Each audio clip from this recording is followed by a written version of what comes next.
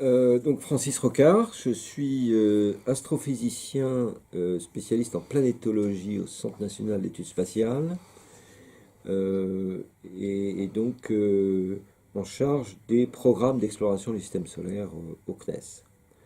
Mon parcours, c'est d'avoir passé à l'époque une thèse de troisième cycle et une thèse d'état en astrophysique à Orsay avant de rentrer au CNES. Lorsque l'on parle des petits corps du système solaire, de quoi s'agit-il exactement? Alors, les petits corps du système solaire sont des petits objets, comme son nom l'indique, qui peuplent le système solaire. Il y a deux grandes familles bien connues, qui est ce qu'on appelle la ceinture principale astéroïde située entre Mars et Jupiter. 80-90% des petits corps sont situés entre Mars et Jupiter. Et il y a une deuxième ceinture qu'on appelle la ceinture de Kuiper au-delà de Neptune. Et aujourd'hui, on a recensé par des moyens télescopiques, souvent au sol, environ 800 000 petits corps, dont l'immense majorité sont des astéroïdes.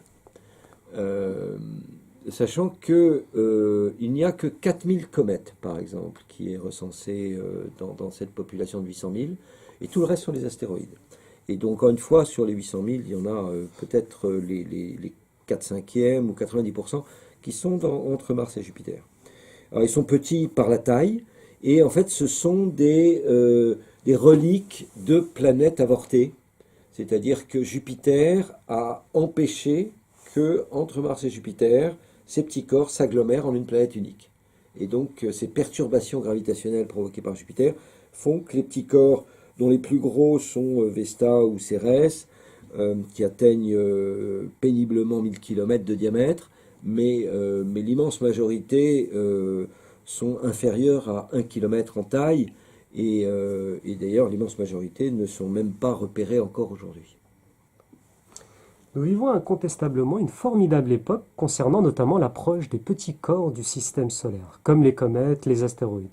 Pouvez-vous nous présenter deux projets récents réalisés dont le CNES a participé, avec leurs résultats, bien entendu, qui nous ont été apportés? Alors, mais aussi préciser les raisons de notre investissement et les moyens technologiques déployés sur ces petits objets du système solaire. En somme, que nous révèlent-ils? Alors, les petits corps du système solaire, comme ils sont petits, il y a une loi de physique qui dit qu'un petit corps inférieur à 400-500 km de diamètre ne se différencie pas. C'est-à-dire que l'intérieur ne passe pas en phase fluide avec formation d'un noyau, d'une croûte et d'un manteau. Et donc l'intérêt des petits corps, c'est qu'ils ont très peu ou même pas évolué depuis la formation du système solaire, c'est-à-dire il y a 4,56 milliards d'années.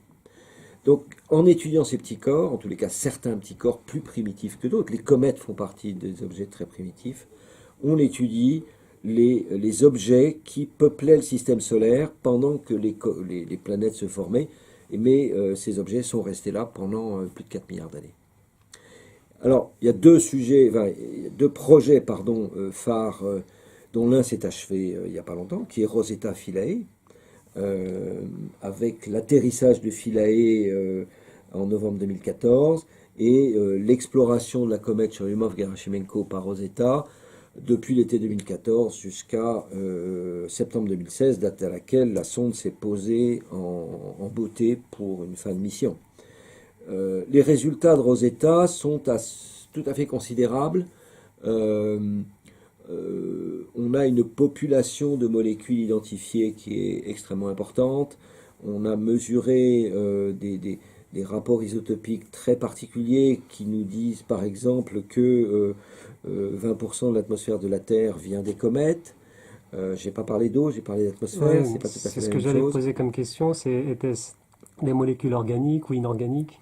En l'occurrence, il s'agit de rapports isotopiques des gaz rares. Ouais. Donc c'est très particulier comme résultat. Concernant l'eau, c'est un peu plus compliqué qu'on pensait puisque le rapport deutérium sur l'hydrogène mesuré très précisément par l'instrument Rosina de Rosetta indique que ce n'est pas la même eau que celle de la Terre. Donc aujourd'hui, c'est un peu plus compliqué qu'on ne pensait, et, euh, et en tous les cas, ce qu'on peut affirmer sans se tromper, c'est que ce n'est pas l'eau de la comète Churyumov-Gerasimenko qui est venue alimenter la Terre. C'est une eau un peu différente, et le sujet devient un peu complexe pour connaître l'origine en résumé, l'origine de l'eau de la Terre provient plus probablement des astéroïdes qui sont plus nombreux que les comètes, même si l'eau des comètes ont probablement eu un apport également. Difficile d'être plus précis à l'heure actuelle. Et avec Rosetta, on a compris la machine, le fonctionnement de la machine cométaire, quelque chose qui n'était absolument pas connu. On comprend pourquoi il y a des éruptions sporadiques sur les comètes, qui était quelque chose d'extrêmement mystérieux. Vous savez, les comètes ont des bouffées comme si elles explosaient. Pas prévisible. Pas prévisible du tout. Mhm. Et en fait, c'est corrélé, en tous les cas pour beaucoup des éruptions, c'est corrélé à des avalanches ou à des effondrements de falaises, plutôt. C'est des effondrements de falaises on a pu corréler un effondrement de falaise sur la comète Churyumov avec une fantastique éruption qui a eu lieu. Pour avoir des ordres d'idées au niveau des dimensions, parce que la comète elle-même fait une dizaine, 17 C'est 4 km. km. 4 km, d'accord. Donc les falaises, une hauteur de... Un effondrement de falaise d'une hauteur de peut-être plusieurs dizaines de mètres, Ouais. 50 mètres, 80 mètres. D'accord, Typiquement, c'est... En fait, il y a des stratifications sur la comète, et ces stratifications font que je dirais la partie supérieure et la partie verticale sont attaquées par le soleil, et ça fragilise le bord, et c'est ça qui provoque l'effondrement de la falaise. Et on a pu corréler que certaines éruptions un peu caractéristiques sont dues à des effondrements de falaises, par exemple, ce qui était totalement inconnu auparavant. Sur Philae, nous avons un superbe paysage unique, et qui sera unique pendant très longtemps, de ce qu'est la surface d'une comète, qui a été photographiée par Philae, plus d'autres résultats liés notamment à l'absence de champ magnétique. Par exemple, c'est une donnée qui était un point d'interrogation. Est-ce que les comètes sont magnétisées ou pas? Et en fait, la réponse est non. Et alors, en quoi c'est important? C'est que certains modèles de formation des petits corps imposaient la présence d'un champ magnétique qui favorise la formation de ces petits corps. En fait, ce modèle n'est pas confirmé par la mission Rosetta. L'étape suivante sera bien évidemment de retourner vers une autre comète, et cette fois de faire un retour d'échantillons cométaires. Mais c'est beaucoup plus complexe à faire. Et donc c'est malheureusement pas encore dans les cartons, ce n'est pas encore décidé, mais je ne serais pas surpris que dans les 10 ans qui viennent, une mission de retour d'échantillons cométaires soit décidée, peut-être aux États-Unis, peut-être en Europe, on verra. Autre mission qui est d'actualité en ce moment, c'est Hayabusa 2. 2 parce que c'est la deuxième mission de ce type, c'est une mission japonaise qui visite des petits astéroïdes proches de la Terre, enfin qui passent pas trop loin de la Terre, et on est arrivé vers l'astéroïde Ryugu cet été, l'été 2018, et on a découvert un objet qui a une forme qui est un objet plutôt pointu au pôle, et un petit peu renflé à l'équateur. Et c'est assez surprenant, c'est pas une sphère, ça c'est pas très surprenant. On sait que ces objets sont pas sphériques. Il fait à peu près 1 kilomètre de taille, Ryugu. Ce qui nous a beaucoup surpris, c'est que Osiris-Rex, qui en ce moment arrive à Bennu, qui est un objet 2 fois plus petit, si vous les superposez sur une image, ils se ressemblent comme 2 gouttes d'eau. Ils ont la même forme. Là, c'est extrêmement surprenant, donc c'est probablement pas un hasard. Donc il y a probablement un mécanisme générique qui fait que ces objets ont tendance, en tournant sur eux-mêmes, à accumuler de la matière à l'équateur et à obtenir cette forme un peu de diamant telle que l'on a sur Bennu et Ryugu. Au niveau de leur rotation, est-ce une rotation régulière ou c'est assez irrégulière? Parce que vous, en tant que scientifique, vous devez optimiser l'atterrissage au maximum, quoi. Et donc ça devait être complexe étant donné la petite taille de cet objet. Oui, alors il se trouve que Ryugu a une rotation parfaitement, c'est sur un axe parfaitement fixe, donc la rotation est très simple.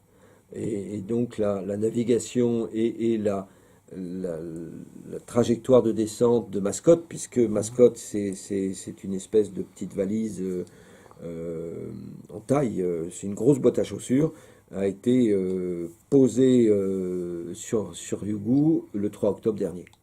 Et donc la mission a duré 17 heures, ce qui était prévu compte tenu de sa batterie. Et on n'a pas encore vraiment les résultats de cette mission, puisque les dépouillements sont en cours. On est que quelques semaines après la mission. Mais on a déjà quelque chose qui nous a beaucoup surpris, c'est que les images de Ryugu nous montrent que c'est extrêmement caillouteux. Il y a beaucoup de rochers, parfois un très très gros rocher qui fait 130 mètres, qui est situé au pôle nord, en fait qui est un pôle sud parce que l'image est inversée. Euh, et il n'y a pratiquement pas de régolithe, qui est du sable extrêmement fin qu'on a trouvé sur Itokawa, qui était la cible de Yabusa 1, mais qu'on ne trouve absolument pas sur Ryugu. On verra pour Bennu prochainement.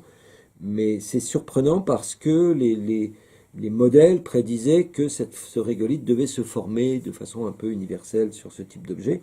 Eh bien, la réponse est que c'est pas le cas systématiquement.